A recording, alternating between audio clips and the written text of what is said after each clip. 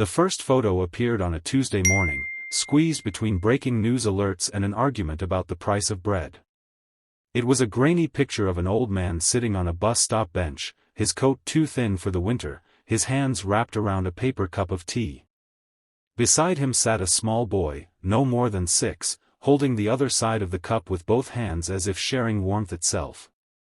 The caption was simple: he said the bench was cold, so I sat with him. No one knew who posted it first. It traveled the way kindness often does, quietly, without credit, hopping from phone to phone, heart to heart. People paused mid-scroll. For a second, the noise softened. By evening, more photos followed. There was a picture of a nurse asleep on a hospital floor, her head resting on a folded jacket. Beside her, a janitor had placed a handwritten note on a scrap of cardboard: "I cleaned around you. Rest." The light in the photo was harsh, fluorescent, but the gentleness of the gesture glowed brighter than any filter could manage.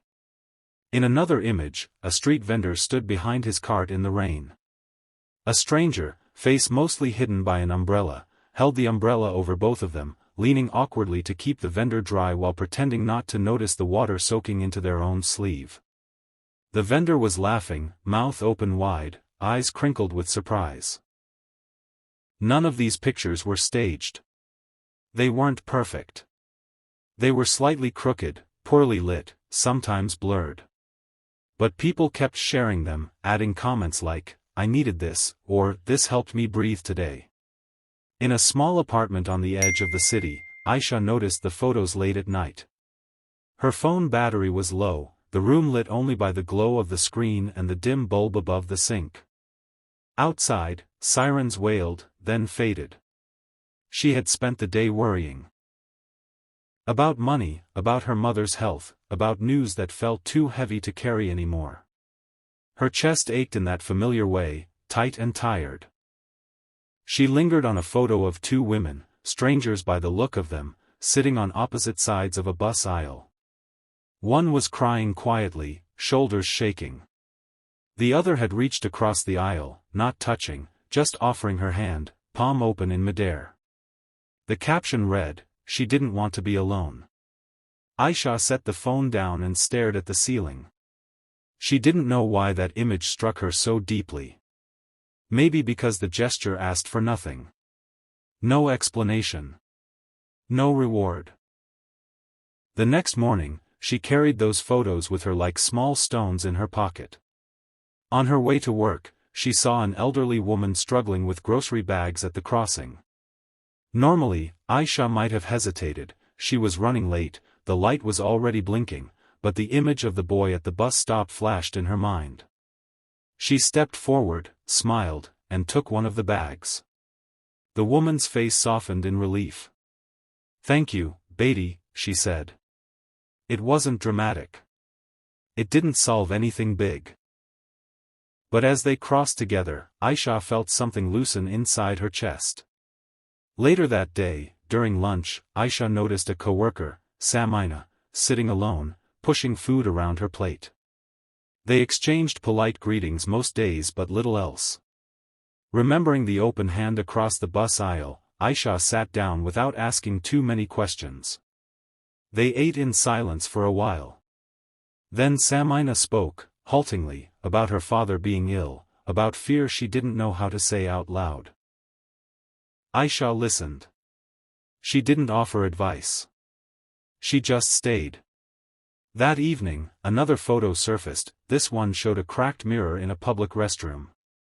Someone had written on it with a marker, "You're doing your best. It counts." The reflection of the photographer was barely visible behind the words, a blur of tired eyes and a half-smile. The photos began to feel connected, as if they were pieces of a single, scattered story. People started adding their own. A delivery driver posted a picture of a doorstep with a bowl of water and a note, "For you. Stay safe." A teacher shared an image of a classroom chalkboard covered not in lessons, but in students' thank you notes to the school guard who walked them home during power outages. A mechanic uploaded a photo of a repaired bicycle with the caption, "Didn't charge him. He needs it for work. Across the city, in a crowded shelter, a teenage boy named Imran saw the pictures on a donated phone. He had learned not to expect much from the world. Life had taught him to be alert, guarded. But one photo caught him off guard, a dog curled up on a blanket beside a man sleeping under a bridge. The man's arm was wrapped protectively around the dog. The caption read, "He saved me first." Imran stared at that image for a long time. He thought about the stray cat that hung around the shelter back in trance, skinny and suspicious. The next morning, Imran saved a piece of bread from breakfast and left it near the door. The cat didn't come right away, but later, when no one was looking, it did. Imran didn't take a picture. He didn't know why he would. But the act itself felt enough. The photos kept coming. There was one of a cracked phone screen showing a video call. On one side, a grandmother smiled through tears. On the other, a young soldier waved awkwardly, helmet tucked under his arm. Someone had written, "Connection matters."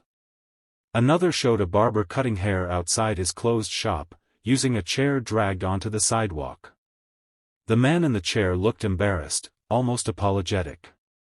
The barber's hands were steady, focused. The caption, "Everyone deserves dignity." People began to notice how these moments were changing them. Comments shifted from passive appreciation to action. "I paid for the coffee behind me today. I checked on my neighbor. I finally apologized." In a hospital ward, a doctor named Hassan paused between patients to scroll through his phone. He had lost count of the days. The news weighed on him constantly, numbers, shortages, decisions that never felt good enough. He stopped on a photo of a child holding a sign outside a hospital that read, in crooked letters, "Thank you for not giving up on us." Hassan swallowed hard. That afternoon, he spent an extra 5 minutes with an anxious patient, explaining things slowly, answering the same questions twice without showing his exhaustion. It didn't fix the system. But it eased one person's fear. One photo, in particular, seemed to anchor the whole collection. It showed a simple kitchen table. On it sat 2 plates of food. One plate was full, carefully arranged. The other was smaller, clearly meant to be shared. 2 hands met in the middle, fingers brushing as they passed bread. The caption read, "We had enough when we shared."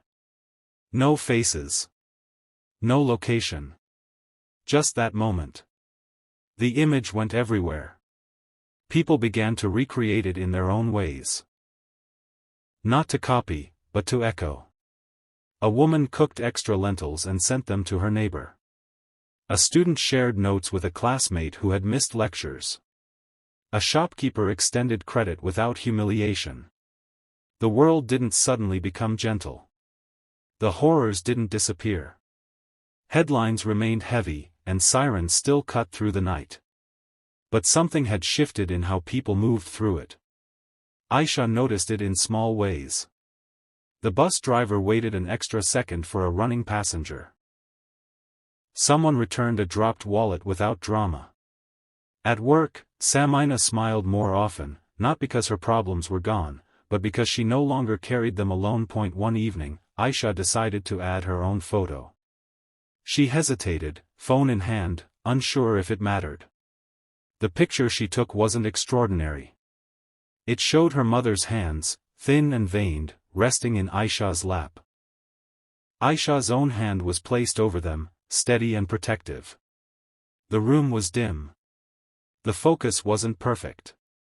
She typed a caption, erased it, then finally wrote, "Here." She posted it and put the phone away. She didn't check how many likes it got. She didn't need to. Somewhere else, a stranger paused on that photo. Maybe they were exhausted, afraid, overwhelmed. Maybe they felt alone in a way that didn't have words yet. They saw the hands, the quiet promise of presence, and something in them softened. They put on their coat. They picked up their phone. They reached out. And just like that, Another small moment of kindness entered the world, ready to be seen, ready to be shared, quietly reminding anyone who needed it that even in the darkest times, there are still people choosing to sit on cold benches together, to hold umbrellas in the rain, to leave notes that say, without headlines or shouting, "You matter."